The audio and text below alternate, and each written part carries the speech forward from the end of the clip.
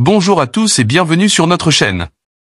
Aujourd'hui, nous allons parler d'un discours puissant et très politique tenu par le Premier ministre sénégalais, Ousmane Sonko, devant des centaines d'étudiants à l'université de Dakar, et en présence de Jean-Luc Mélenchon. Ce discours, prononcé le 16 mai, a abordé des sujets brûlants concernant les relations entre le Sénégal et la France, ainsi que l'attitude de l'Occident envers l'Afrique. Décortiquons ensemble les grandes idées de ce discours. Mais avant de commencer, je t'invite à t'abonner si ce n'est pas encore fait et laisser un j'aime à la vidéo. La critique de la France et de l'Occident. Ousmane Sonko a vivement critiqué la présidence Macron pour son rôle durant la répression contre son camp sous l'ancien président Macky Sall. Il a accusé la France d'incitation à la persécution et de mutisme face à la répression. Selon lui, cette attitude est un signe de néocolonialisme persistant. Avec la France, par exemple, j'ignore pas que nous, notre mouvement politique, quand je dis la France, je parle de ceux qui gouvernent aujourd'hui la France. Je parle du président Macron et de son régime. Nous ne parlons pas du peuple français avec lequel nous n'avons aucun problème et avec lequel nous sommes liés par une longue et riche histoire. Et je ne parle pas de toutes les élites politiques françaises, ni de la société civile. Je parle de l'élite gouvernante actuelle.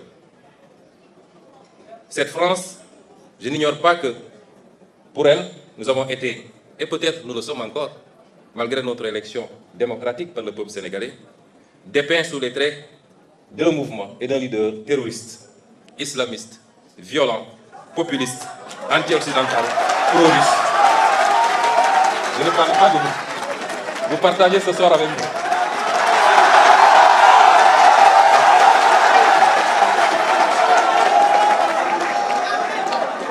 Il est évident, M. Mélenchon, que je ne m'en plains pas, puisque le français bon chose que vous êtes n'échappe pas à cette catégorisation. La vérité, c'est que beaucoup de gouvernants européens, et singulièrement français, s'accommodaient mal de notre discours politique souverainiste et se fixaient comme objectif de l'entraver. C'est ce qui explique certainement leur mutisme approbateur face à la sanglante persécution du régime du président Macky Sall contre notre parti politique et ses militants. Cher Jean-Luc, ce tableau semble assez sombre.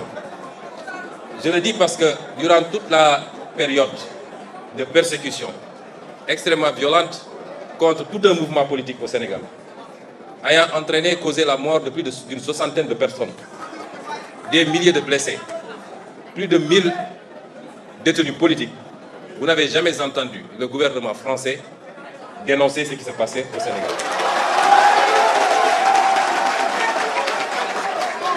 Vous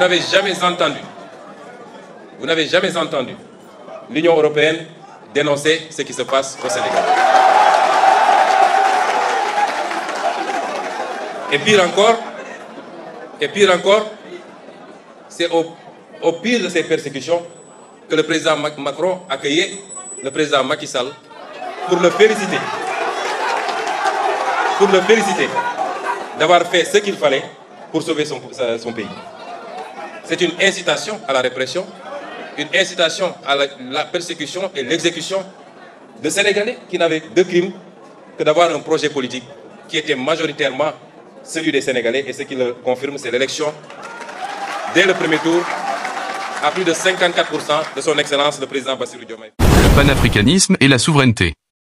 Sonko, défenseur du souverainisme et du panafricanisme social, a réitéré la volonté d'une coopération basée sur le respect mutuel et la reconnaissance des aspirations légitimes à la souveraineté des nations africaines. Il a insisté sur l'importance pour le Sénégal de disposer de lui-même, notamment en remettant en question la présence militaire française dans le pays. De bases militaires étrangères au Sénégal. Cette présence de bases militaires suscite des interrogations légitimes, plus de 60 ans après nos indépendances.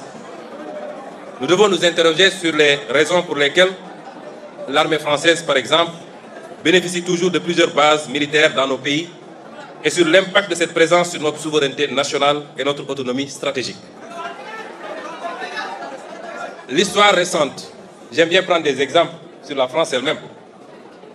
L'histoire récente de la France est très riche en anecdotes intéressantes sur la problématique et les enjeux de la question sécuritaire. Entre 1956 et 1958, vous êtes historien, je ne le suis pas, Je peux me tromper sur les dates et même sur les faits. Mais entre 1956 et 1958, c'est-à-dire après la Deuxième Guerre mondiale, les Américains eurent le projet d'installer sur le territoire français un stock d'armes nucléaires et de missiles balistiques. Le projet buta sur la double question du commandement et du contrôle des missiles, dont le déploiement était admis par les militaires français comme un bon moyen d'accroissement du pouvoir dissuasif de l'OTAN. L'armée de l'air de la France jugeait alors inacceptable le principe selon lequel les escadrons de missiles balistiques resteraient sous commandement américain. Ces unités devaient impérativement être sous commandement national.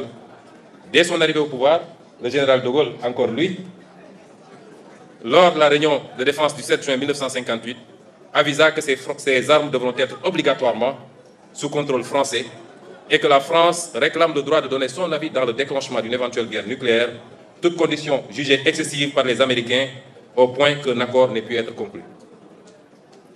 Deuxième exemple, en mai 1966, le général de Gaulle engagea la France à se retirer du commandement intégré de l'OTAN, qui disposait alors d'une dizaine de bases militaires en France. Et la conséquence, nous la savons. Et justifia cette décision par la volonté de la France de disposer d'elle-même, volonté qui est incompatible avec une organisation de défense dans laquelle elle est subordonnée.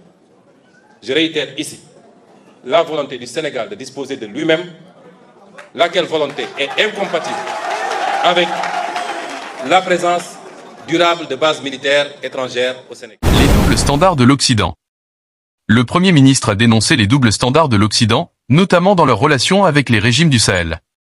Il a critiqué les sanctions contre les juntes militaires et affirmé la solidarité du Sénégal avec les pays du Sahel.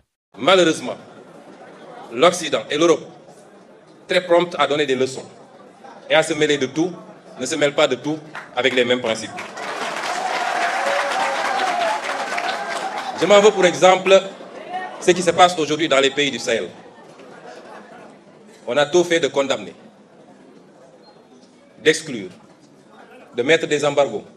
Ce que nous condamnons nous-mêmes. Il est inadmissible que les Africains fassent l'objet de condamnation, on peut comprendre, mais qu'ils fassent l'objet d'ostracisme et d'exclusion en terre africaine, ce n'est pas admissible. Aujourd'hui, l'Europe a ses propres problèmes avec des pays qui se disent adeptes de l'illibéralisme et qui ne respectent pas forcément les règles de l'Union européenne. Ce n'est pas pour autant que ces pays sont mis sous embargo ou que les subventions européennes sont coupées. Pourquoi faudrait-il que des problèmes politiques en Afrique soient réglés par les Africains sur commande extérieure en s'attaquant à des pays frères et à leur population surtout? Nous ne pouvons pas l'accepter.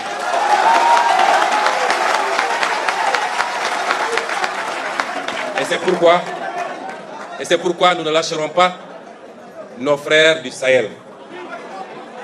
Et nous ferons tout ce qu'il faut pour raffermir les liens et leur apporter notre solidarité. Ceux qui aujourd'hui condamnent des régimes considérés comme des régimes militaires ou dictatoriaux sont pourtant enclins à aller dans d'autres régimes qui ne sont pas démocratiques lorsque leur intérêt s'y trouve pour négocier du pétrole ou des marchés. Est-ce qu'à partir de ce moment, on peut dire qu'ils se mêlent de tout avec les mêmes principes? Absolument pas. Les valeurs culturelles et les tensions liées à l'Occident. Sonko a mis en garde contre l'activisme occidental en faveur des droits des homosexuels et des minorités sexuelles, affirmant que cela crée des tensions culturelles. Il a appelé les Occidentaux à respecter les spécificités culturelles du Sénégal et d'autres pays africains, soulignant que l'imposition de valeurs étrangères peut renforcer le sentiment anti-occidental. La question liée à ce qu'il est convenu d'appeler les LGBTQ risque d'être le prochain casus belli. Il est alors évident que les velléités extérieures de nous imposer, encore une fois, l'importation de modes de vie et de pensée contraires à nos valeurs risque de constituer un nouveau casus belli. La question du genre, par exemple, revient régulièrement dans les programmes de la majorité des institutions internationales et dans les rapports bilatéraux, même souvent comme une conditionnalité pour différents partenariats financiers. Nous pouvons noter aujourd'hui que la question des genres n'est pas nouvelle dans nos sociétés. Il ne faut pas penser que nos sociétés ne connaissaient pas ces questions. Elles les connaissaient et elles les géraient à leur façon. Elle n'est nulle part d'ailleurs et est presque consubstantielle à l'humanité. Elle ne peut être donc l'apanage de l'Occident. Chaque société, comme je le disais, a établi et perpétue librement ses mécanismes d'absorption des faits sociaux qu'il faut respecter dans la limite de l'humainement raisonnable. Par exemple, la France interdit la polygamie. Le polygame que je suis serait un hors-la-loi.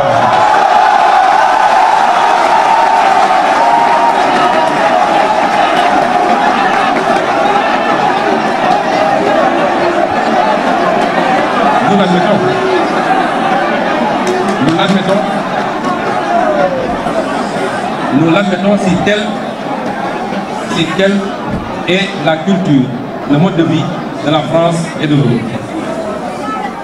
La France particulièrement, et de tout le monde occidental, et je vous félicite et vous encourage parce que vous êtes l'un des rares hommes politiques français qui le dénoncent, la France fait de la stigmatisation d'une religion, en l'occurrence musulmane, son exercice favori, au point d'interdire à les musulmanes de s'habiller comme elles l'entendent.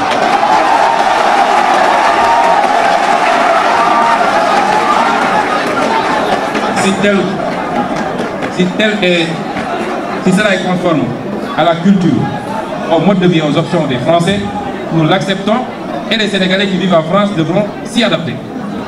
Eh bien, si aujourd'hui, dans notre société, le phénomène dont je viens de parler n'est pas accepté, il est toléré. Et le plus grand danger que peuvent encourir les membres de ces communautés, c'est la propagande qu'on veut nous imposer. Parce que depuis l'aube du temps jusqu'à présent, les sociétés ont vécu avec ces phénomènes et il n'y a jamais eu de persécution, ni ici au Sénégal, ni nulle part en Afrique. Jamais eu de persécution contre ces communautés. Chaque peuple a connu ces phénomènes au point de lui trouver des concordances sémantiques. Ici au Sénégal, on dit gourdigé. Ce n'est pas tombé du ciel, c'est parce que ça existe. Mais nous l'avons géré et nous continuerons de le gérer à notre façon et selon nos réalités socioculturelles. En résumé, le discours d'Ousmane Sonko a été un appel à la souveraineté, au respect mutuel et à la fin des ingérences occidentales dans les affaires africaines. Il a rappelé l'importance de défendre les valeurs culturelles locales tout en s'ouvrant à des coopérations respectueuses. Si vous avez des questions ou des commentaires sur ce sujet, laissez-les en dessous.